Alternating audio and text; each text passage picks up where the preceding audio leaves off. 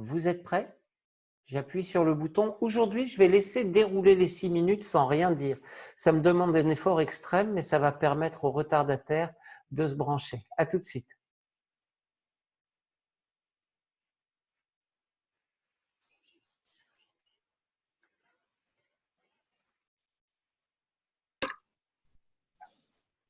Bonjour Patricia. Bonjour Julie, enchantée. Enchantée aussi. Alors, est-ce que tu as réfléchi à quelque chose dont tu as envie de parler aujourd'hui? Quelque chose qui pourrait t'aider, tu as envie de changer? Oui. Il m'est venu une idée spontanément quand j'ai vu le message de Jean. J'ai essayé de trouver autre chose et finalement je revenais sans cesse au même questionnement. Donc voilà, je vais partir sur celui qui est venu. Okay. En fait, c'est un questionnement que j'ai depuis longtemps, mais qui quelque part s'exacerbe avec le contexte et les besoins liés au confinement. Depuis plusieurs mois, même plus, une petite année, j'ai envie de refaire, de faire des choses, et arrive toujours ce moment où, au moment de le faire, il y a je parlerai pas d'un blocage, mais d'un frein, tu vois, quelque chose qui vient me limiter, et ce qui fait que je n'arrive pas à trier les idées, à choisir, à me concentrer. Donc en fait, j'arrête avant d'avoir commencé. Notamment sur deux sujets principaux, qui sont l'écriture. J'écrivais beaucoup avant quoi je ne sais pas, mais il fut une période où j'écrivais beaucoup, et de reprendre le piano que j'ai mis de côté aussi depuis longtemps. Alors, est-ce que tu me permets de t'interrompre juste pour voir si j'ai bien compris ce que tu me disais depuis le début?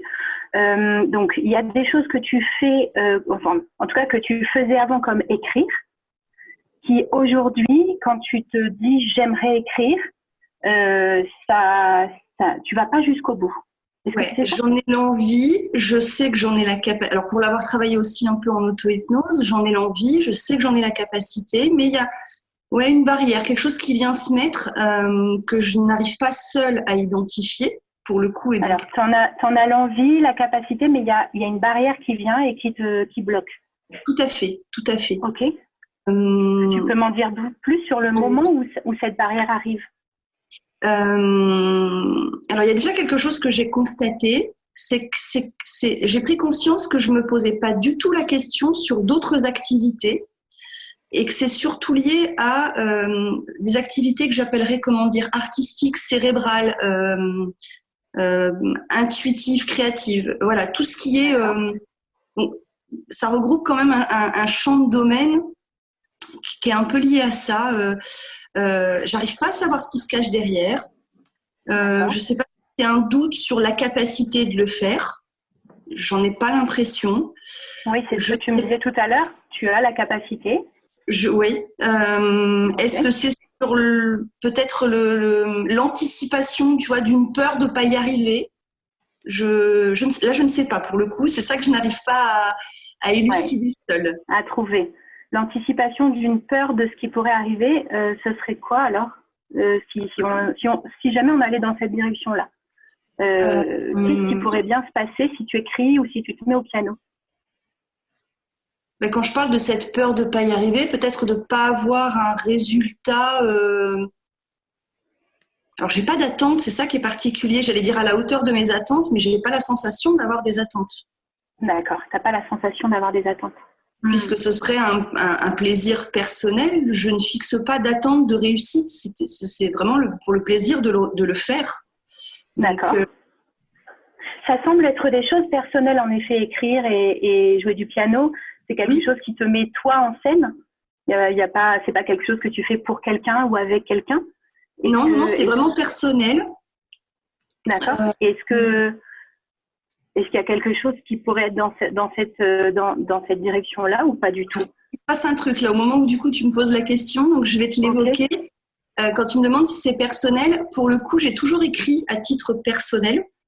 Pendant des années, j'ai énormément écrit. Là, quand tu me poses la question, c'est peut-être plus lié à une écriture professionnelle. D'accord. Tu peux me décrire plus? À titre professionnel que je n'ai pas ou peu fait. D'accord. Donc, tu vois, il s'est passé un truc. Donc, Ok. J'ai pas très bien compris ce que tu fais comme différence entre écriture personnelle et écriture professionnelle. Est-ce que tu peux m'en dire plus?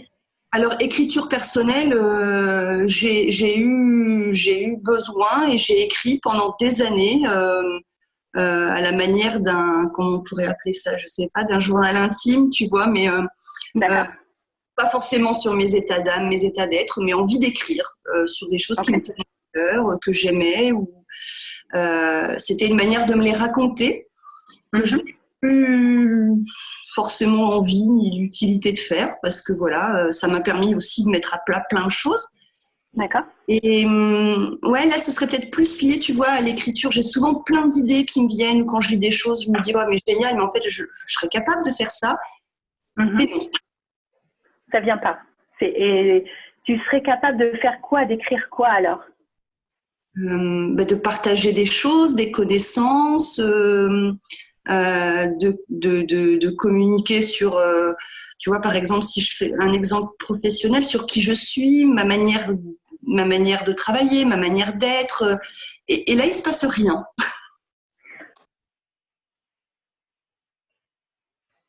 Bien. Vous m'entendez? Oui. Ok. Oui. On va arrêter de partager pour l'instant. Oui. Qu'est-ce que ça vous inspire, ce que vous avez entendu? Moi, il y a plusieurs choses. Beaucoup dans le mental. Beaucoup dans le mental, oui. Alors, qui dit ça? S'il vous plaît, prenez le temps quand vous parlez d'annoncer que vous allez parler et qui vous êtes. Comme ça, on peut trouver la bascule. C'était qui, beaucoup dans le mental? Philippe. Ok, merci. Voilà, dans le mental, comme et ça, à un tu moment, t'affiches. Voilà. Il y a un moment, elle disait, il y a un truc. Et ça, j'aurais bien voulu savoir, c'est quoi ce truc? C'est-à-dire que l'émotionnel, on est passé, mais voilà, il y a des moments où l'émotionnel, il arrivait et on a envie de l'attraper. Voilà. Mais... Dit comme ça. Ok. Dimitri, tu voulais dire quoi? Moi, la première interrogation que j'avais, c'est par rapport à cette question de barrière. Que je me demande comment elle se manifeste concrètement. Qu'est-ce que ça veut dire? Il y a une barrière et il y a autre chose. Il me semble que la notion de capacité revient souvent entre l'analyse intellectuelle, le ressenti et tout ça. Je pense qu'il y a des choses à creuser de ce côté-là. Enfin, voilà. Ok. D'autres réactions encore avant de commencer à questionner le sujet? Oui, Géraldine.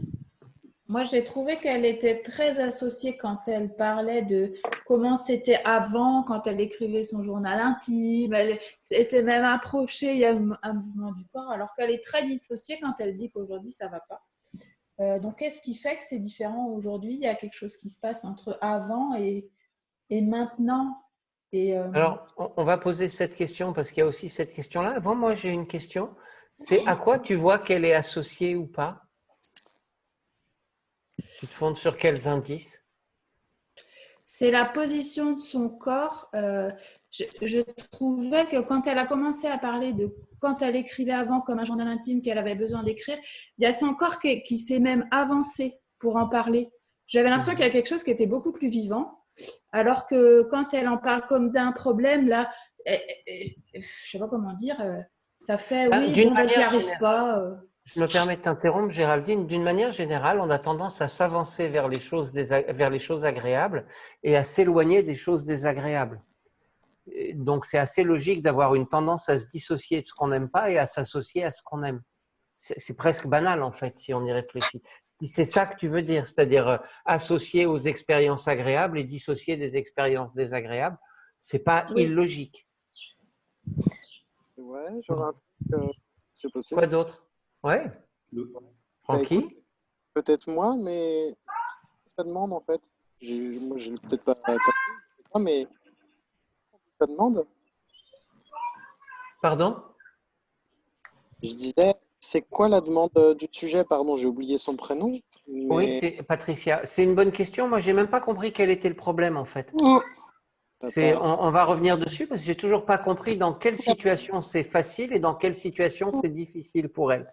Est-ce qu'il y a encore d'autres choses? Oui, moi, Delphine, je voudrais dire aussi quelque chose du tout début. On est au tout début de la séance, là. Oui, on est dans les 5 premières minutes, les 6 premières minutes. Vous avez vu. En fait, moi, ce qui m'a frappé, c'est que il n'y a pas de pose de cadre et c'est le sujet qu'elle lead. C'est souvent comme ça en début de séance. Je ne pourrais pas faire critique là-dessus. Je vais mettre. Je comprends ce que tu dis et c'est pertinent et parfois c'est intéressant de poser un cadre très tôt. Après, c'est un peu lié à l'exercice en lui-même, c'est-à-dire que vous êtes dans le même champ d'activité. Il n'y a pas de personnes qui soient étrangères au champ de l'hypnose, par exemple. Donc il y a déjà une partie du cadre qui est implicite. Mais c'est vrai que la question se pose aussi. Moi, je trouve, parce que, ok, on est hypno et donc on sait à quoi s'attendre, mais justement, au moins pour poser le lead, en fait, pour dire, voilà, on va faire un truc et je te propose mes jeux un peu. Enfin, je vais mettre un bémol là-dedans. Simplifier. Oui, bien sûr. Je vais mettre un bémol là-dedans, si tu veux bien, Delphine. Pour moi, il n'y a pas de cadre standard à une séance. Et donc, poser un cadre avant d'avoir entendu le mode de fonctionnement du sujet, ce serait quelque part ne pas prendre le temps de le rencontrer. Je ne dis pas que c'est vrai dans tous les cas, hein. C'est juste que quelque part, à titre personnel, j'ai envie d'écouter la demande de la personne avant de poser un cadre, parce que la façon dont la personne va formuler sa demande va modifier la manière dont je vais poser mon cadre. Mais encore une fois, ça n'est qu'un point de vue. Tous les points de vue sont intéressants dans ce que vous dites. J'aimerais commencer, si tu veux bien, Patricia. Je peux. Ouais. Ambre, j'avais une question juste aussi. À un moment donné, elle dit il y a quelque chose qui fait barrière, comme si c'était quelque chose de l'extérieur. C'est là où je rejoins Géraldine. Est-ce qu'il n'y a justement pas quelque chose de dissocié à ce moment-là? C'est quelque chose de l'extérieur, donc est-ce que ça dépend d'elle ou pas? Elle n'a pas dit que c'était extérieur. Elle a dit que c'est quelque chose qui fait barrière. Oui, mais qu'est-ce qui te fait penser que c'est extérieur? En fait, quand elle dit que ça fait barrière, ça veut juste dire qu'elle se sent impuissante par rapport à ça. C'est typiquement ce qui se passe dans une situation où on n'a pas la maîtrise d'une part de soi. Je veux dire, les phrases que j'entends le plus chez mes clients, c'est « j'ai un blocage » ou « il y a une barrière » ou « il y a un frein ». Ouais. Ça ne veut pas dire nécessairement que c'est externe. J'avais cru voir un mouvement extérieur. Mais... Alors, tu as raison, il y a un mouvement extérieur.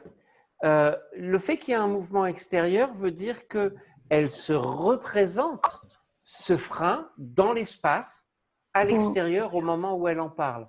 Okay. Mais exactement comme si je veux décrire un truc qui me bloque, par exemple, ou imaginons que j'ai la gorge serrée, je vais peut-être faire comme ça, il y a un nœud. Ça ne veut pas dire que le nœud est à l'extérieur au moment où je le vis. Si je le représente. Voilà, je le représente dans l'espace à un moment donné. Okay. Maintenant, tout ce que vous dites est pertinent, hein, Ambre, Géraldine. Je voudrais juste, moi, démarrer avec la question que pose Dimitri, parce que c'est pour l'instant celle que j'ai trouvée la plus basique, la plus simple. Et ce n'est pas ça qu'il a dit tout à fait. Dimitri, est-ce que tu veux bien poser ta question à Patricia? Oui, bien sûr. Patricia, je ne te vois pas, mais peut-être que si tu parles, ça apparaîtra. Sinon, ce n'est pas grave. Je me demandais simplement, cette barrière, comment elle se manifeste? À quoi tu sais qu'il y a une barrière? Alors, c'est vraiment, pour répondre à ce qu'il disait juste avant, c'est vraiment intérieur. Effectivement, je me la suis représentée en l'expliquant avec un geste de l'extérieur, mais c'est comme si elle était, c'était vraiment pour la matérialiser, mais moi, je la sens à l'intérieur. Comment je le sais?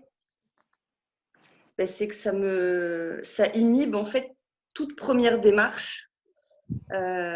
C'est vraiment il y a une phrase que j'ai dite dont je ne me rappelais pas mais qui m'a vraiment marquée, c'est en fait j'arrête avant d'avoir commencé. Oui, c'est assez classique en fait, hein. Je pense qu'on sait tous ça, c'est le principe de base de la procrastination. Donc on est tous experts à un certain degré. Alors maintenant, est-ce que tu remarques, Dimitri, qu'elle n'a pas répondu à ta question? Tu as donc le droit de la reposer un peu différemment pour avoir une réponse. Non, c'est normal. C'est normal, Patricia. Souvent, on ne répond pas à la question parce que les choses nous paraissent tellement évidentes quand on les vit qu'on n'arrive pas à entendre la question qui est vraiment posée. Dimitri, repose ta question. Je la poserai une troisième fois si on n'a pas la réponse. Ok. Ouais, alors Patricia, attends, parce que j'avais la question en tête et puis elle s'est échappée juste là. Sinon, mais je vais la poser. Mais vas-y. Ok. Qu'est-ce qui t'empêche de démarrer avant même que ça commence? Ce qui m'empêche, c'est, je sais vraiment pas comment l'expliquer autrement que cette barrière, parce que c'est pas de la peur, c'est pas, enfin c'est ce que moi j'identifie comme étant pas de la peur. C'est un truc qui est, j'ai envie de dire, qui est au-delà de moi, qui m'empêche vraiment de franchir le cap. Vous voyez qu'on n'a toujours pas la réponse? De dire ce que c'est, je n'en sais rien. En toute On va sincérité. voir qu'on peut avoir la réponse, mais je te laisse encore une question, Dimitri. Après, je la pose différemment. Ok. Ouais. Pareil, je suis désolé, ça m'échappe un peu. Il y a plein de trucs qui me traversent l'esprit, mais comment tu fais pour pas démarrer quand tu as envie de commencer? Comment je fais pour pas démarrer? Alors, j'ai toujours envie de commencer.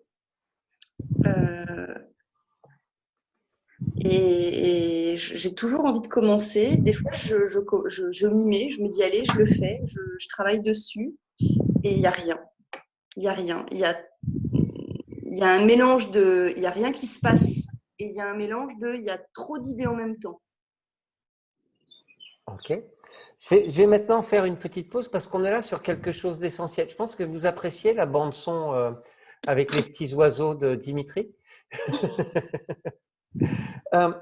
C'est un grand classique. Hein. Je pense que vous avez tous vos sujets qui vous racontent une histoire comme ça. C'est je voudrais ça et puis ça bloque. Et qu'est-ce qui est comment? Eh ben je sais pas. Je voudrais et puis ça bloque. Il manque plein d'étapes dans tout ça.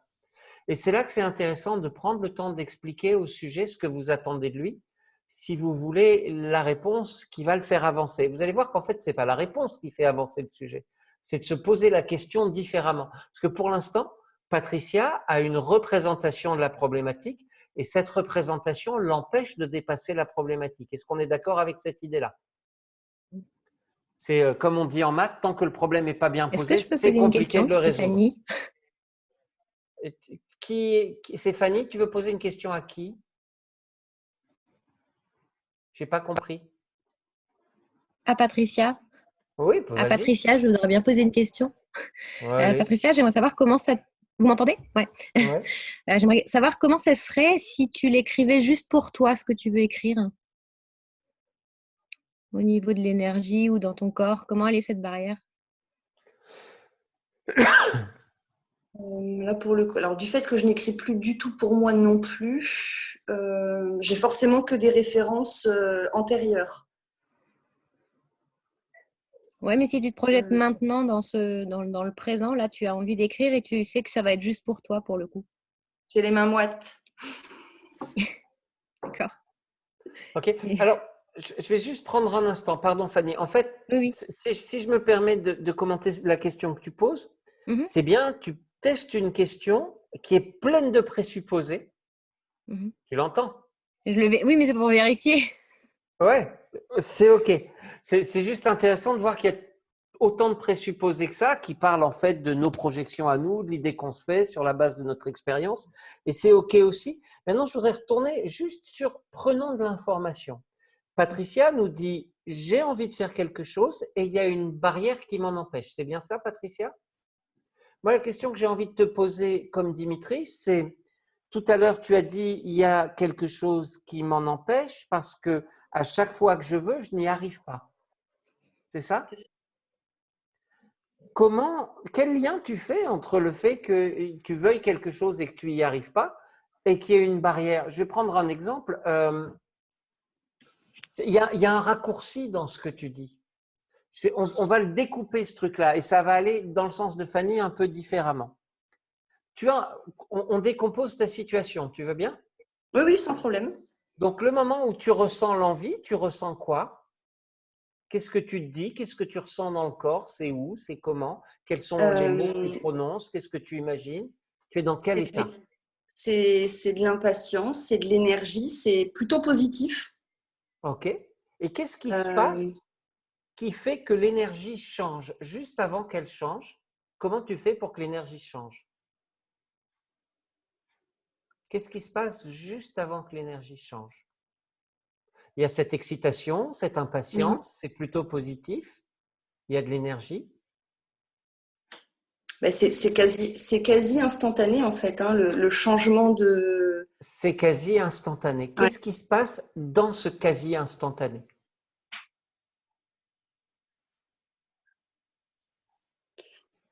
Il y a comme de l'appréhension. Ok. Qu'est-ce qui déclenche cette appréhension? Une image, une pensée, c'est quoi?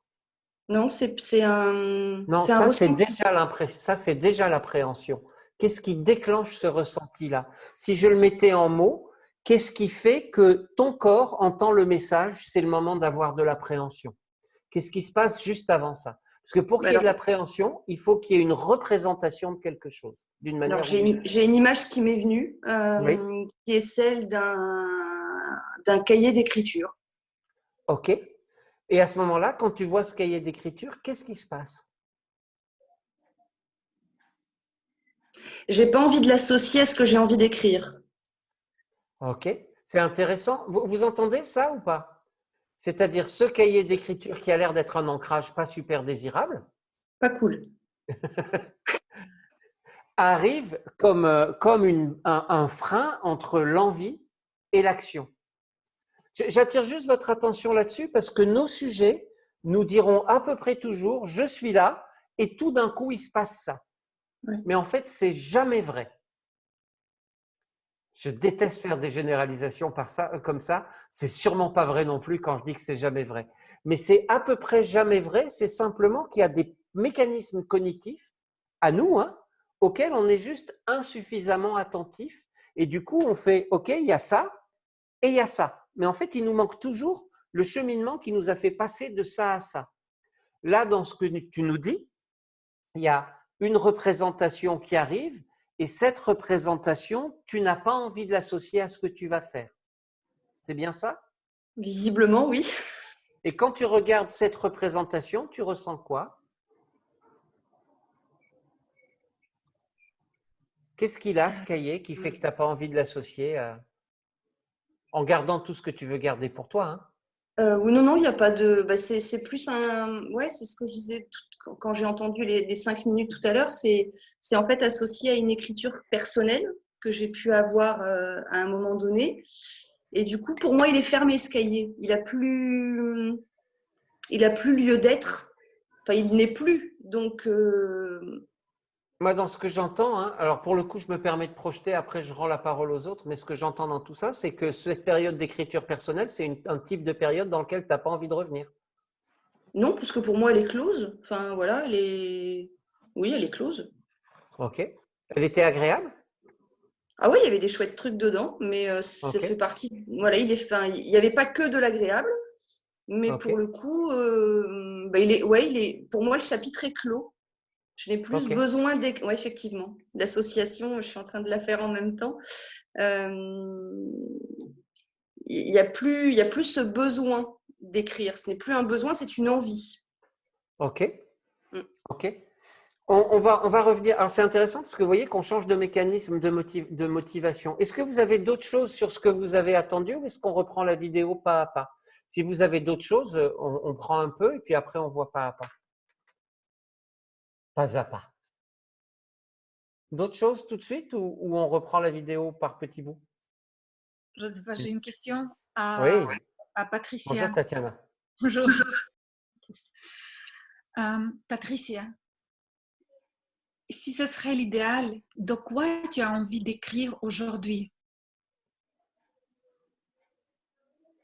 Ce que j'ai envie d'écrire, j'ai envie d'écrire sur plein de sujets différents, enfin sur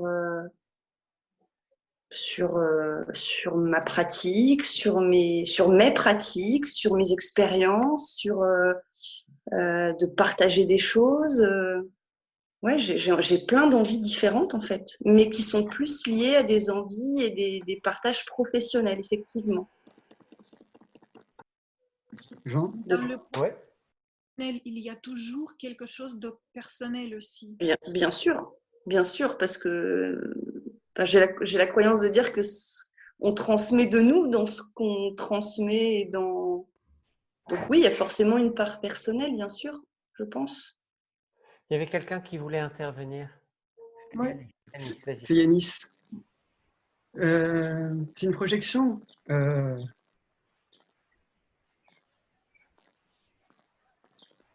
y avait le besoin d'écrire, c'était un livre que tu as fermé? Non, c'était un cahier. Un cahier? Ouais. Et la suite serait ou quelque chose? J'ai pas entendu, ça a coupé. La suite, ce serait? On a une très mauvaise connexion son, Yanis. On t'entend pas pour l'instant. Ta nouvelle écriture. Tu veux pas poser ta question par écrit? Je te donnerai ma voix. Tu l'écris et puis on la lit ensemble, ok? Parce qu'on t'entend pas du tout. Oui, Pascal, pendant ce temps-là. Il y a quelque chose qui me titille. Alors, c'est peut-être projectif, mais j'ai quand même envie de le dire. Non, c'est toujours bien d'être titillé. Dans un premier temps, elle a parlé de besoin qui représentait cette écriture avec le cahier qu'elle a fermé. Et à un moment donné, elle a dit, mais là maintenant, j'ai plus d'attente particulière, j'aimerais juste avoir le plaisir de le faire. Et je me demande s'il n'y a pas cette difficulté de passer d'une période où il y avait ce besoin qui était satisfait par de l'écriture et maintenant d'être dans le plaisir et que le passage du besoin au plaisir est compliqué. Avant d'aller plus loin, je voudrais pointer un truc, si vous voulez bien. Ça ne vous rappelle pas un métaprogramme, ça? Plaisir-obligation. Je ne sais pas si c'est plaisir-obligation ou nécessité-possibilité. Parce que, par exemple, vous avez dû remarquer que quand les choses sont absolument nécessaires, on a plus tendance à les faire que quand on peut juste les faire. Je dis ça, par exemple, si les impôts étaient facultatifs, combien rempliraient leurs feuilles? Vous voyez ce que je veux dire? On va revenir là-dessus. Il y a un vrai enjeu derrière. On va parler de métaprogramme, en gros, effectivement, sur les mécanismes de motivation. Du coup, c'est Brice. Attendez, Brice, une seconde. Est-ce que tu as posé ta question par écrit, Yanis? Yanis? Parce qu'on ne la voit pas encore. Bon, pas de Yanis. Moi, c'est le du doigt. Hein? Il a répondu non avec son doigt. Ok, d'accord. J'avais une petite question. Brice qui demandait la parole, après Séverine. Oui, oui, bien sûr. Bah, même avant que tu parles de ça, j'allais demander comment elle fait la différence entre une envie et c'est quoi ces mots et un besoin. Un besoin, ouais, c'est ça. Une envie et un besoin. Exactement. C'est une vraie question. Qu'est-ce que tu en penses, Patricia? C'est quoi la différence? Comment tu vis la différence, toi? Je n'ai pas compris la question, en fait. C'est quoi la différence pour toi entre envie et nécessité, entre besoin et envie? Dans ce cadre-là… Quand tu avais besoin, tu le faisais et quand tu as juste envie, tu ne le fais pas. Dans ce cadre-là, quand je disais que j'en avais besoin, c'est que c'était vraiment pour moi une manière de livrer des choses, en les écrivant, en fait, je les identifiais, je les apprivoisais un peu, on va dire. C'est le mot qui me vient. Là, je n'ai pas ce besoin en soi de le faire, parce que je le fasse ou que je le fasse pas, mon état d'être n'est pas différent.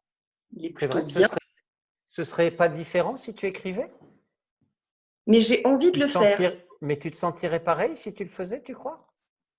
Non, non, pour le coup, sinon, ça ne serait pas problématique de ne pas le faire aujourd'hui. C'est intéressant. Vous vous rendez compte qu'elle vient de se contredire en 2 phrases, hein? C'est OK, on reviendra là-dessus. C'est intéressant parce que ça vient pointer quelque chose que vous étiez nombreux à dire tout à l'heure sur cette notion d'association, de dissociation ou sur le côté intellectuel. Pour moi, depuis le départ, on le reverra quand on va regarder le début de la vidéo, il y a 2 discours qui sont complètement en désaccord dans ce que dit Patricia. puisque d'un côté, elle dit « je peux, j'ai envie, je sais », et de l'autre côté, elle vous dit en même temps « mais j'y arrive pas et je peux pas ». Vous percevez ça ou pas? Et là, on a la même chose, c'est « j'ai envie, mais… ».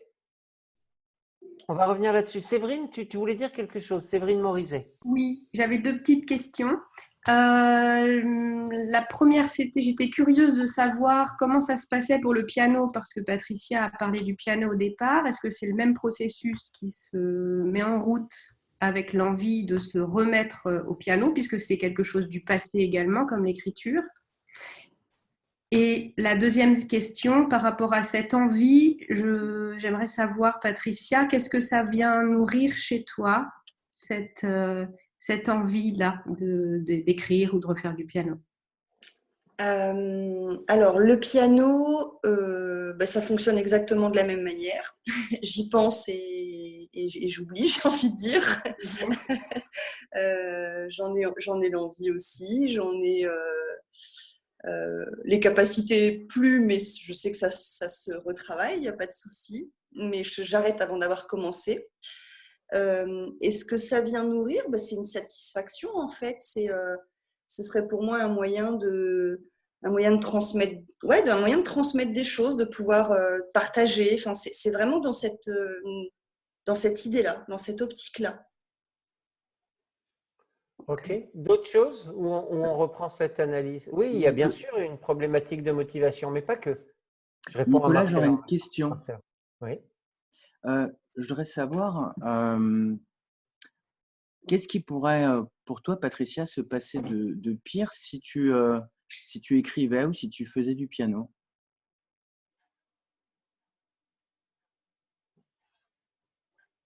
J'ai envie de dire que ce qui se passe déjà pour moi, le pire, c'est de ne pas le faire. J'ai pas de scénario. Le pire, ce serait d'y arriver, et pour moi, c'est pas le pire, bien au contraire. Donc non, je vois pas ce qui pourrait se passer de pire. En même temps, c'est des questions que je me suis déjà posées, donc j'ai des réponses qui sont peut-être préétablies. Mais non, je vois pas ce qui pourrait se passer de pire. C'est là que c'est intéressant, c'est bien, ça me permet de faire une incidente et de vous parler de ce que j'appelle tout seul d'ailleurs, puisque personne n'appelle ça comme ça. J'arrive. Je vais juste réagir, Auria, à ce qu'elle dit. Après… mais il n'y a aucun problème, Auria, c'est OK. Donc, juste attirer votre attention sur ce que j'appelle l'évocation stratégique, que j'aime bien, parce que des fois, le sujet vous fait « je ne sais pas », et il est bien avancé avec ça. Et c'est le moment où on peut nourrir son imaginaire tout en faisant attention à ne pas projeter, c'est-à-dire en évoquant des possibilités. Et je vais donner un exemple de ça. Tu es avec moi, Patricia? Oui, oui. Voilà, c'était juste pour la voir. En fait, si vous faites parler les gens, vous les voyez. OK? Donc, pour prendre cet exemple-là, il y a plein de gens qui sont confrontés à quelque chose comme ce que tu vis toi, et il y a plein de raisons pour lesquelles ça peut se produire. Je vais donner des exemples. Dans ton cas, si j'ai bien compris, tu arrives à produire des choses à titre personnel, mais pas quand il y a le fait de partager professionnellement, c'est bien ça? C'est ça. C'est ce que tu as dit? OK. Et je vais te donner une liste de raisons pour lesquelles ça peut se produire. Ça peut se produire, par exemple, parce que ça demande de l'effort et la satisfaction ou la nécessité qu'on ressent est insuffisante par rapport à l'effort que ça demande. Ça peut être parce qu'on a un niveau d'exigence qui est inapproprié par rapport à ce qu'on peut faire avant de l'avoir fait. C'est un peu comme un enfant qui voudrait marcher avant de se lever. Ça peut être des souvenirs d'expériences qui ont été plus ou moins agréables. Ça peut être encore d'autres choses. S'il y avait quelque chose qui produisait ça en toi, ce serait plutôt quoi? Ce qui m'est venu, c'est la prise de risque. Ok, j'attire votre attention sur le fait qu'on a des regards qui sont a priori, si tu es droitière et que la PNL ne dit pas que des conneries, même si des fois elle dit beaucoup de conneries, on a dû remémorer. Alors, ça ne veut pas dire que ce soit lié à des situations passées, mais ça peut être simplement à l'idée qu'elle s'est déjà racontée. Hein. On ne peut pas toujours généraliser ça. Et quand il y a un besoin, tu disais, cette prise de risque, tu l'as faite? Oui. Quand il n'y a pas de besoin, tu ne la fais pas. Bah, visiblement, non. OK. Ce serait quoi le risque? C'est intéressant parce que ça nous donne un élément d'information très important sur son système de motivation. Je ne t'ai pas oublié, Auria, hein, je reviens vers toi après. Je ne sais pas, en fait. C'est très étonnant parce que c'est des questions que je ne me pose pas sur quasiment tous les… Enfin, tous, c'est peut-être très général, mais sur plein d'autres domaines, en fait, où je ne me pose pas la question. Tiens, je vais te proposer un truc. Je vais te proposer un truc parce qu'on va repartir dans de la rationalisation. Quand votre sujet repart dans de l'intellectualisation ou de la rationalisation, ça peut être le moment de le couper gentiment pour pouvoir le ramener là où il était juste avant. Il y a un instant, tu regardais en haut par là-bas, tu sais, et tu m'as dit, c'est comme une prise de risque. Ouais. Bah, c'est ce qui m'est venu. Oui, c'est ce qui t'est venu. Quel risque il y a là? Là et… Non, pas de ce côté-là, de celui-là et là. Pas de ce côté-là, de l'autre. Ouais. Qu'est-ce qui vient quand tu parles de risque? Je vois pas de risque. Je vois pas quel risque je prendrais, en fait. Et qu'est-ce que tu as ressenti quand tu as fait ce geste-là?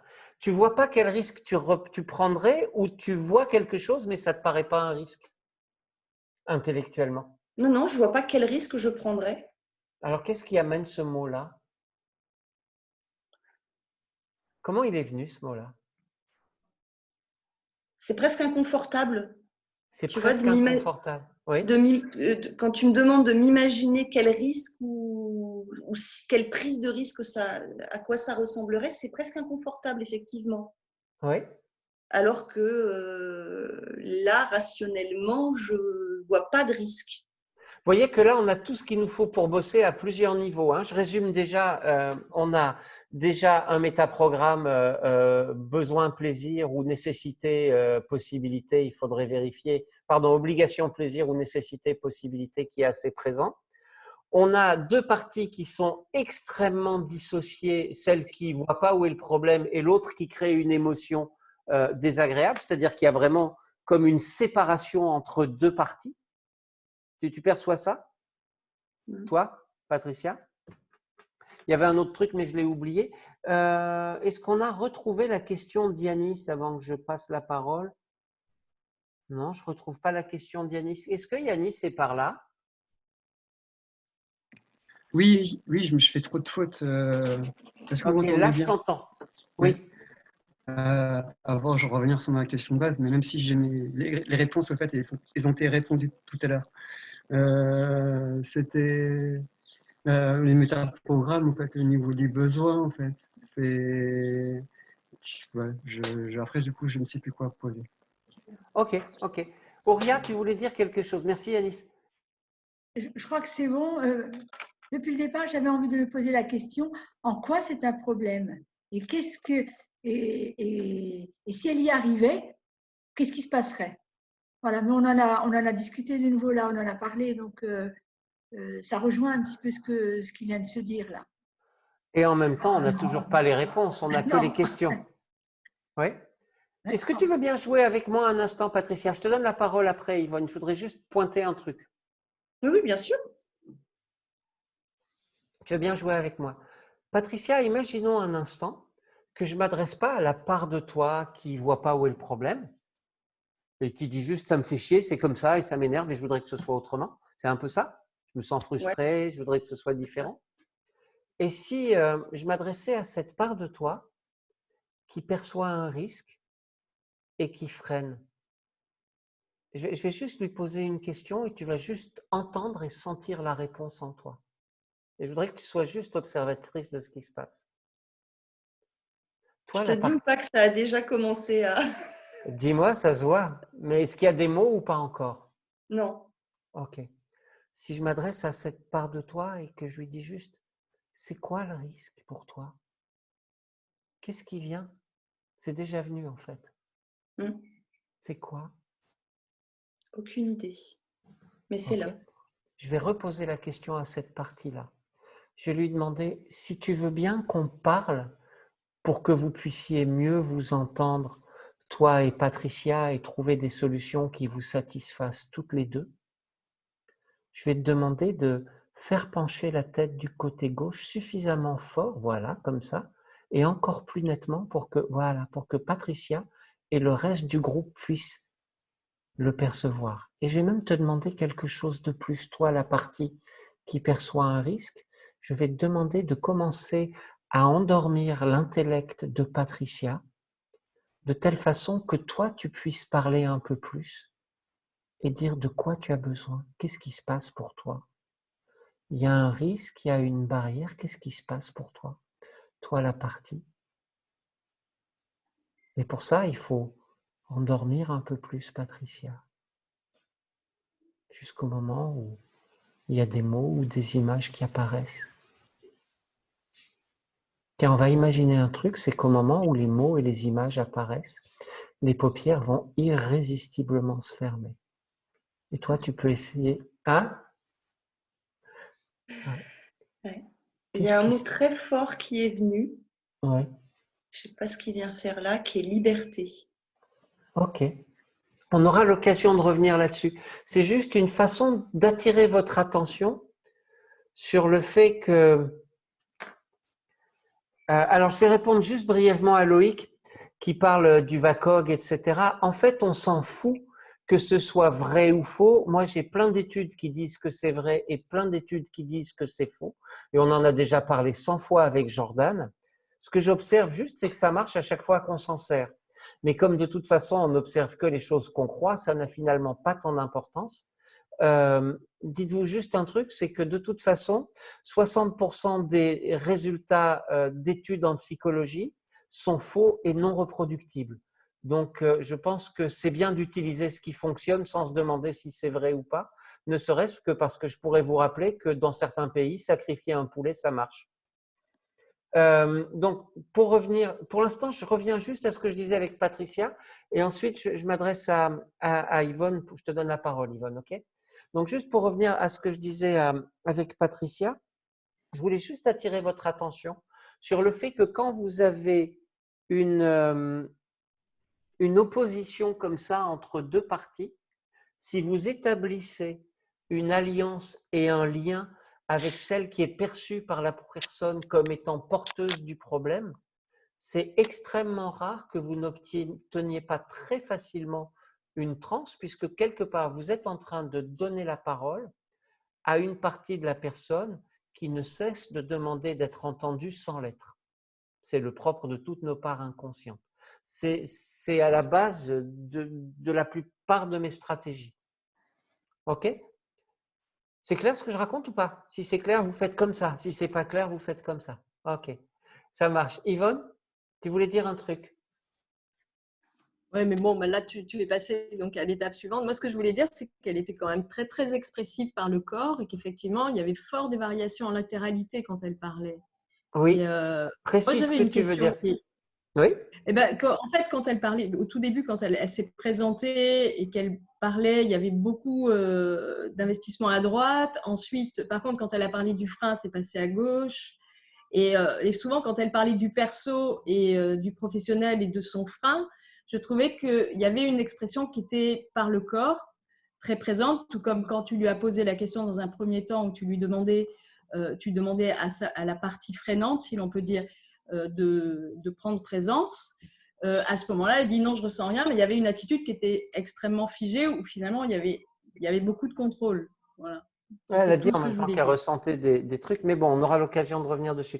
Qu'est-ce qui est à la base de ma stratégie, Magali? On y reviendra. T'inquiète pas, je radote beaucoup, donc on aura l'occasion d'y revenir plein de fois. Et non pas IFS, Marcella, parce que pour moi, dans l'IFS, l'Internal Family System, je trouve que les différentes positions sont un peu trop rigides et figées par rapport à ce qu'on observe dans la vie. L'IFS, c'est intéressant comme une métaphore, mais je préfère partir de ce que nous propose la personne plutôt que d'une théorie ou d'une autre. Mais peu importe, ce sont des exemples. Oui, voilà, c'est ça. Merci Diane de traduire. Si vous voulez bien, on va reprendre le début de la vidéo et on va écouter ce qui se dit et puis on aura l'occasion de revenir dessus. C'est OK tout ça? Merci Yvonne. Donc on revient au début.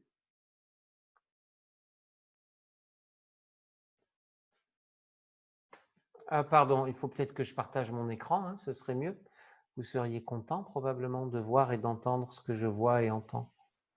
Hop. Bonjour Julie, enchantée. Enchantée aussi. Alors, est-ce que tu as réfléchi à quelque chose dont tu as envie de parler aujourd'hui, quelque chose qui pourrait t'aider, tu as envie de changer? Oui. Il m'est venu une idée spontanément quand j'ai vu le message de Jean. J'ai essayé de trouver autre chose et finalement je revenais sans cesse au même questionnement. Donc voilà, je vais partir sur celui qui est venu. En fait, Je mets juste sur pause là-dessus parce qu'il y a déjà plein de présupposés et de choses intéressantes dans ce qui est dit. Vous entendez quoi? J'ai essayé de trouver autre chose. Pardon, c'est Franck. Oui, exactement. Il y a ça qui est marrant comme idée. Tiens, c'est bizarre, j'ai une envie et j'essaie de trouver autre chose. Est-ce que vous vous rendez compte que là, c'est comme si on avait déjà le mécanisme problématique qui commençait à s'exprimer. J'ai une envie, mais je ne veux pas y aller. Mais l'envie, cette fois, elle est plus forte et elle se répète. Donc, je vais finir par y aller quand même. Et il y a même autre chose encore. Je reviens tout en arrière. Oui, oui, pour revenir à ce que tu disais, et que c'est la part de la personne qui de vouloir s'exprimer, c'est peut-être aussi cette envie-là de revenir, que l'idée revienne, parce que elle a une envie de s'exprimer. Bien sûr. En fait, elle dit même un autre truc qui est intéressant, c'est elle se dissocie d'elle-même par son langage de ce qui vient. Ce n'est pas quelque chose qui se choisit, c'est quelque chose qui s'impose et qu'elle cherche à éviter et qui revient quand même. Vous l'entendez dans cette première phrase ou pas? Toi aussi, Patricia? Patricia, toi aussi? Non, pas du tout. On réécoute? Parce que c'est très intéressant la façon dont une personne répond très tôt. Aujourd'hui, quelque chose qui pourrait t'aider, tu as envie de changer? Oui. Il m'est venu une idée spontanément quand j'ai vu Vous voyez, ça commence, il m'est venu une idée spontanément. C'est-à-dire, typiquement, c'est un mécanisme involontaire, non contrôlé. OK? Le message de Jean, j'ai essayé de trouver autre chose et finalement… J'ai essayé de trouver autre chose. C'est marrant, j'ai un message qui vient spontanément et j'essaye de trouver autre chose. Tu fais ça aussi quand tu… Oui? Ça me paraissait ça me paraissait pas très important en fait. Bien sûr. Et c'est exactement ça qui se passe. C'est parce que ça ne te paraît pas très important que ça n'est pas géré pour l'instant. Vous percevez ça? La façon dont la part consciente de la personne met de côté une problématique qui du coup se maintient. C'est OK quand je dis ça comme ça, Patricia? Ah ouais. Mais c'est normal, on fait tout ça. On n'a pas envie d'aller aux endroits comme ça. On est sans cesse au même questionnement, donc voilà, je vais partir. Mais c'est intéressant aussi parce qu'on pourrait déjà lui faire remarquer qu'elle a déjà fait 7 fois l'effort d'entendre ce qui voulait être entendu. C'est-à-dire que dans le fait d'avoir accepté de choisir ce thème après avoir essayé autre chose, elle a déjà commencé à changer, elle s'est déjà mise dans une dynamique de changement. Vous le percevez ça ou pas? C'est intéressant parce que si vous le ratifiez, c'est quand même encourageant. T'en penses quoi toi, Patricia? Ah bah oui, clairement, j'avais envie d'y aller et oui. Donc, vous remarquez que vous pourriez en plus ratifier que parfois, quand le besoin est suffisamment fort, elle peut même avoir envie d'y aller.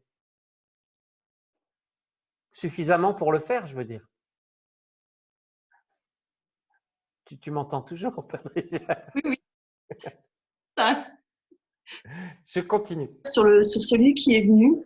En fait, vous voyez, celui qui est venu, vous entendez encore tout le côté dissociatif, c'est pas moi, c'est quelqu'un d'autre? Celui qui est… Mais c'est qui? Je continue. En anglais, on dirait il n'y a pas de ownership, il n'y a pas d'appropriation de cette problématique-là. Vous percevez ça? C'est marrant quand même. C'est un questionnement que j'ai depuis longtemps, mais qui quelque part s'exacerbe avec le contexte et les besoins liés au confinement. Alors c'est intéressant aussi. Vous remarquez qu'à nouveau, ce qui ramène la problématique sur la table, c'est quoi? Quelque chose d'externe. Elle a employé le même mot que tout à l'heure. Oui, quelque chose d'externe, mais en fait, quelque chose d'interne qui est déclenché par quelque chose d'externe. Le besoin. Le besoin. La liberté. Le besoin pour l'instant. C'est intéressant. C'est le besoin qui. Et là, vous pouvez effectivement mettre ça en lien avec la dernière chose qui a été dite tout à l'heure, qui parlait de liberté. On continue. Depuis plusieurs mois, même plus, une petite année, j'ai envie de refaire ou de faire des choses. Et arrive toujours ce moment où, au moment de le faire, il y a un… Je ne parlerai pas d'un blocage, mais d'un frein, tu vois, quelque chose qui… Je mets sur pause un instant. Vous y croyez toujours ou pas? Non, c'est une généralisation abusive. Vous savez que je suis un peu aversif à ça. Hein. Alors, par exemple, si j'avais Patricia, je lui dirais c'est vraiment toujours que quand tu as envie de quelque chose, tu ne le fais pas, il y a un frein ou parfois, malgré tout, le frein se desserre un peu et tu fais un pas en avant? Par exemple, par rapport à l'envie du piano, tu as toujours eu envie, mais tu n'as jamais appuyé sur une touche? J'ai joué, mais j'ai arrêté il y a longtemps. D'accord, mais tu n'as jamais réappuyé sur une touche quand tu avais un piano devant toi? Non. Jamais? Non. Ok. Et de la même façon, tu n'as jamais rien partagé professionnellement? Pas écrit de ma main. D'accord. Écrit par ordinateur, oui? Tu écris à aucun de tes clients, par exemple, ou à aucun de tes amis pour partager tes réflexions? Jamais? Si. Vous voyez ce que je veux dire? Alors, c'est juste, c'est OK. Bien sûr, ça ne change rien à sa problématique. En fait, la seule toute petite nuance, c'est de sortir des catégories rigides de toujours et jamais. Mais il ne s'agit pas de dire, ah, tu vois, ce n'est pas vrai. C'est juste dire, OK, donc il y a quand même de l'espoir, non? Ah ben, je ne serais pas en train d'en parler sinon. Vous sentez cette petite nuance ou pas? On continue. Limité, et ce qui fait que je n'arrive pas à trier les idées. C'est intéressant. Pas d'un blocage, mais d'un frein, tu vois, quelque chose qui vient me limiter. Vous pensez qu'elle est d'accord avec le fait que quelque chose vienne la limiter dans sa façon de le verbaliser?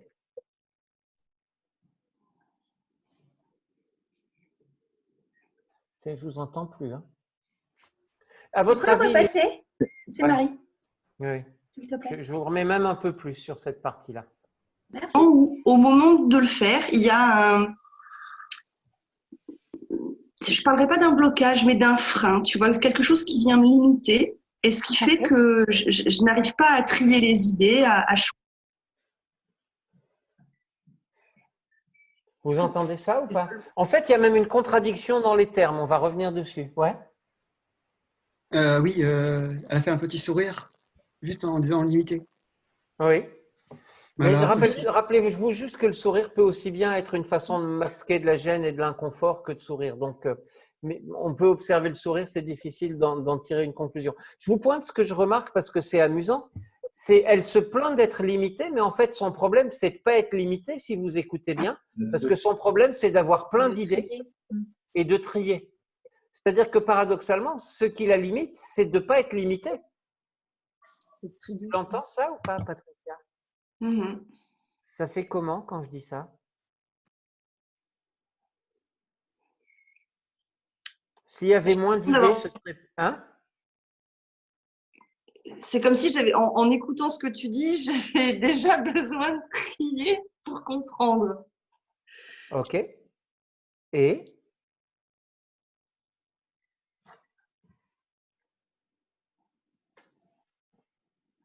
Ben, je ne me trouve pas très perspicace en fait. Et c'est là-dessus que je voudrais revenir, c'est regarder le nombre de fois où il y a des expressions qui amènent du jugement. J'ai envie de refaire ou de faire des choses et arrive toujours ce moment où, au moment de le faire, il y a un… Je ne parlerai pas d'un blocage, mais d'un frein, tu vois, quelque chose qui vient me limiter, et ce qui fait que je n'arrive pas à trier les idées, à choisir, à me concentrer. Donc, en fait, j'arrête avant d'avoir commencé. Vous entendez l'agacement ou pas? Et les coins de la bouche qui tombent et qui font un peu la gueule. Et puis, il y a même un autre truc. Et ce qui fait que je n'arrive pas à trier les idées. Je ne parlerai pas d'un blocage, mais d'un frein, tu vois, quelque chose qui vient me… C'est écouter le lien de cause à effet. Il y a quelque chose qui vient me limiter et du coup, je n'arrive pas à trier les idées. Vous voyez un rapport, vous? Aucun. Vous sentez ça? Que c'est une construction a posteriori d'un mécanisme pour le mettre de côté? Et c'est là que je parle de rationalisation et d'intellectualisation, et dans ce sens-là, j'étais assez d'accord avec ce qui était dit au début là-dessus. Mais c'est OK, c'est normal. Je poserais juste comme ça, si c'était ma cliente. Je peux te poser une question, Patricia? Oui, oui. Et si c'était l'intellectualisation et la rationalisation qui te limitaient, tu changerais comment?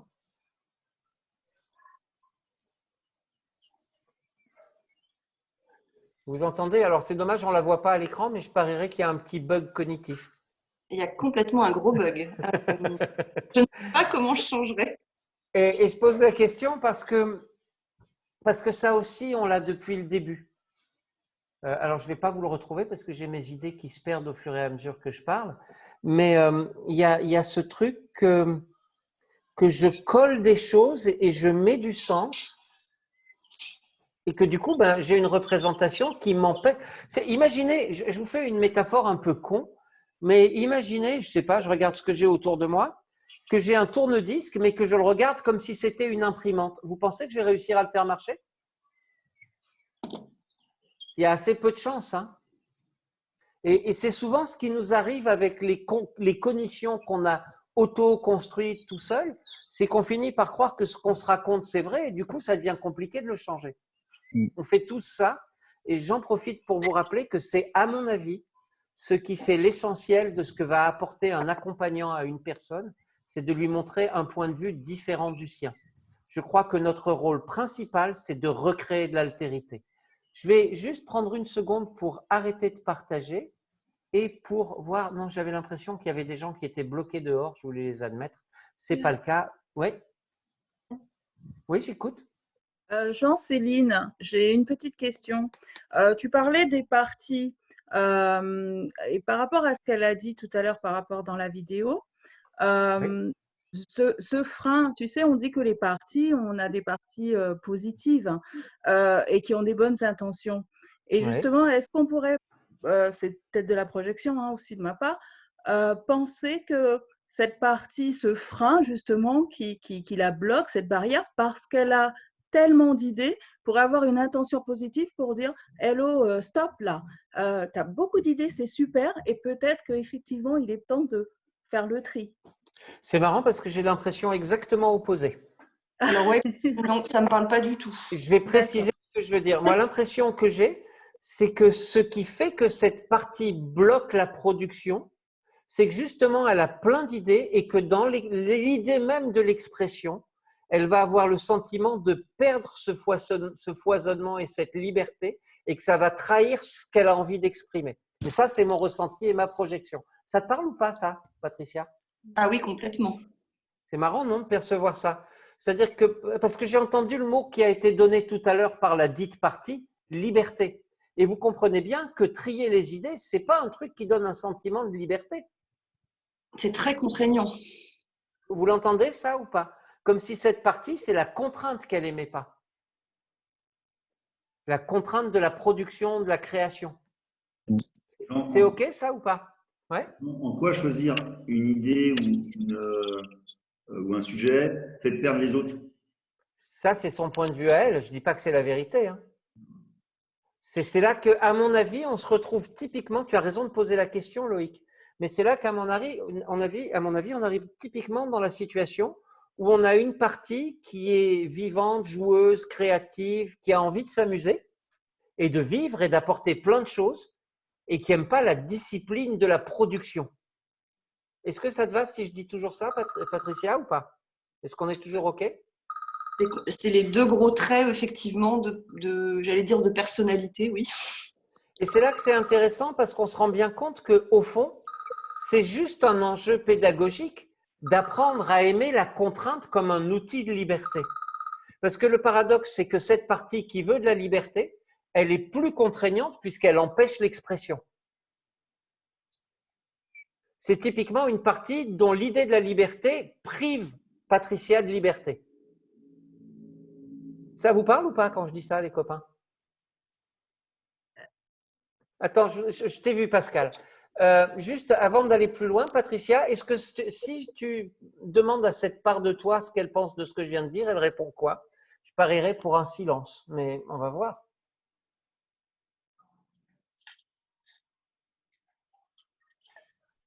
Elle dit… ouais.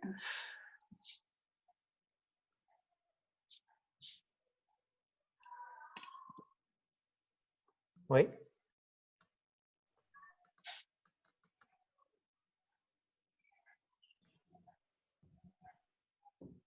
C'est intéressant ce qui se passe. On ne la voit pas, mais on peut supposer qu'il y a une bonne absorption et une bonne rupture cognitive. Ça n'est qu'un recadrage. Hein. J'attire votre attention, ça n'est qu'un recadrage sur la notion de liberté et comment la liberté, l'idée qu'on se fait de la liberté peut nous priver de liberté. J'ai l'impression qu'elle se demande comment, en fait. Le pourquoi, quelque part, n'a pas d'importance. Enfin, je n'ai pas la sensation que ça ait de l'importance, le pourquoi. C'est plus un comment. On est bien d'accord. On est bien d'accord. C'est super parce que ça veut dire qu'elle commence à évoluer. Elle commence cette partie à chercher des solutions au lieu de percevoir la contrainte de la production comme une perte de liberté. Quand je dis ça, hein. Vraiment, c'est oui. ce qui me vient.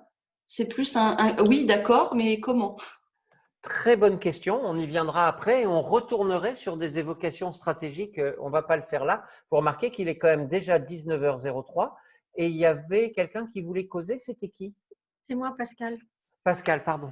Oui, je voulais revenir sur ta confrontation de la généralisation, jamais, toujours. Moi, ça me gêne terriblement, ce type de confrontation, parce que j'ai l'impression que ça casse totalement la relation et que moi, je trouve que ça n'apporte pas grand-chose.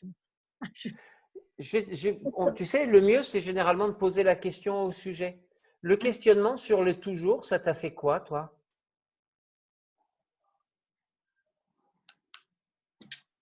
Ben, rien que je ne connaisse déjà, puisque je sais que ce n'est pas toujours comme ça. Ok. Est-ce que ça a coupé le lien? Non. Ok. Ce n'est pas forcément intéressant. C'est juste une façon de… la raison pour laquelle je dis ça à ce moment-là, Pascal, parce que ta question est pertinente, c'est parce que la personne qui dit toujours ou jamais, elle est dans une boucle où il n'y a pas d'exception possible. Ok? Et bien sûr, Patricia, elle sait qu'il y a des exceptions. Mais parfois, c'est utile d'y revenir. On ne perd pas nécessairement le rapport. Maintenant, très souvent, ce n'est pas intéressant. Mais par contre, ça a un avantage, c'est que ça permet de resserrer le champ sur les choses qu'il y a vraiment à travailler. Mais parfois, ça sert strictement à rien et c'est juste casse-pied. Donc, je te rejoins à moitié, si tu veux bien. C'est OK, Pascal? Oui. OK. Je vais prendre encore une ou deux réactions. Est-ce que toi, tu as déjà l'impression de travailler un peu, Patricia? C'est un flux, donc j'ai envie de dire oui, mais… Je vais te donner une piste. Je peux m'adresser à la partie qui aime la liberté et qui est saoulée par les contraintes? Si elle veut bien jouer avec moi, elle va me refaire le coup de pencher la tête un peu. Voilà, super. C'est marrant ça. Merci beaucoup. Je comprends. J'ai envie de lui dire, je te comprends, je suis comme toi. Moi, j'ai plein d'idées. Je déteste la contrainte de la production et des fois, je n'y arrive pas parce que ça me saoule. Et en même temps, il y a des fois où ce qui me saoule encore plus, c'est d'être paralysé par le fait de ne pas aimer la contrainte. Alors, il arrive que j'ai besoin d'une contrainte plus forte, comme un besoin, par exemple, pour dépasser ce refus de la contrainte. Et en même temps, je suis à peu près… C'est plutôt chouette parce que ça raconte qu'il y a de l'hédonisme, de l'envie de plaisir, de l'envie d'éviter les choses pas agréables et c'est assez chouette. Je mets le mot « éviter » parce que je pense qu'il y a un mécanisme d'évitement là-dedans. Et en même temps, ce serait intéressant, non, d'expliquer à cette part de toi pourquoi c'est important pour toi. Est-ce que ça pourrait t'apporter? Est-ce que ça te fait perdre? Parce que plutôt que comment, ce serait intéressant de remarquer pourquoi c'est parfois intéressant de passer par des temps moins confortables pour aller vers quelque chose qui nous satisfait après. Parce qu'en fait, la plupart de nos apprentissages ne sont pas agréables tout de suite. Ils le sont progressivement au fur et à mesure qu'ils nous apportent des résultats. Qu'est-ce qu'elle en pense, cette partie-là, quand je lui dis ça? Alors, il y a une réflexion qui est venue spontanément. C'est pas forcément envie de repasser et je n'ai même pas dit passer, hein, c'est repasser par une étape pas forcément agréable. Ok. Là non plus, je ne sais pas de quoi ça parle, mais c'est ce qui vient. Ok. Et ce serait intéressant de demander à cette partie-là, est-ce que ce que ressent Patricia quand tu l'empêches, c'est agréable pour toi? C'est un non. C'est un non. Du coup, de toute façon, ce n'est pas agréable. Que tu fasses ou que tu ne fasses pas, il y a des choses qui ne sont pas agréables. Donc, il ne te reste plus qu'à choisir le désagréable qui te convient le mieux selon les jours. Typiquement, on va avoir plein de problématiques qui vont juste être liées au fait que les gens ne veulent pas se confronter à des choses désagréables. Comme si notre système nerveux ne devait produire que des sensations agréables. C'est un des bobards bizarres qu'on se raconte tous. Tout devrait être agréable. Et c'est normal de rechercher le plaisir. Jusqu'au moment où la recherche du plaisir amène plus de déplaisir. C'est ce qui fait qu'on n'arrête pas de fumer, c'est ce qui fait qu'on a un certain nombre de conduites addictives parce qu'on obtient de la satisfaction à répétition. Mais parfois, pour que quelque chose soit enrichissant, c'est nécessaire de passer par quelque chose de moins agréable. Quand tu as appris le piano, je suppose que répéter tous les jours, ça ne te plaisait pas plus que ça? Je détestais le solfège. Voilà. Mais tu étais contente de jouer un morceau? Ouais. Pas vraiment. Ce n'était pas suffisant par rapport à la détestation. Peut-être. C'est l'incongruence que vous pouvez observer qui me fait dire ça. Mais vous sentez que c'est dans cette direction-là que ça pourrait être intéressant ou pas? D'apprendre à aimer ce qui est désagréable quand ça nous permet de progresser. Parce que le paradoxe, c'est que si on aime quelque chose qu'on vit comme désagréable, et je m'adresse toujours à cette partie-là, si tu apprends à aimer cette contrainte, est-ce qu'elle est encore désagréable?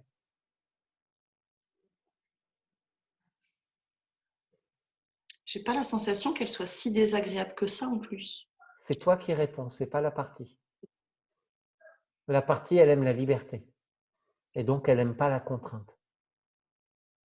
Vous entendez le moment où la personne répond comme la personne consciente, analytique, et pas comme la partie qui est à l'origine ou pas?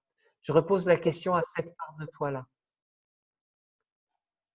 Est-ce que toi, tu as envie de continuer à éviter ce qui est désagréable? Ben non, pas du tout. Pas toi, elle. Elle dit quoi?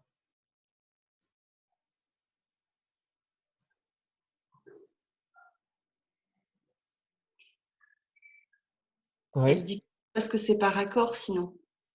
C'est parce que c'est par accord sinon? Sinon, c'est par accord entre elle et moi, donc elle dit non. Donc, elle veut bien faire cet effort-là pour toi? C'est ça qu'elle dit? Oui. C'est même pas la notion d'effort. Ok. Du coup, qu'est-ce qui se passe si maintenant tu t'imagines en train d'écrire? Ça change plein de choses.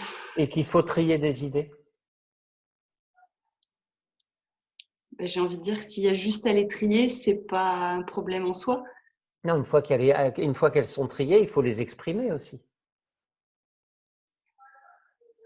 En fait, c'est très compliqué. Hein? Ça semble assez simple d'ici. Il y a des choses assez difficiles dans l'écriture. C'est que écrire chaque mot, c'est faire un deuil sur tous les autres mots qu'on aurait pu utiliser. Ça, c'est OK? Oui. Pour la partie aussi? Oui, parce qu'on peut en mettre plusieurs à la suite. Du coup, quand tu penses à cette problématique-là, t'en es où? Tu te sens comment? Ça se calibre un peu, hein?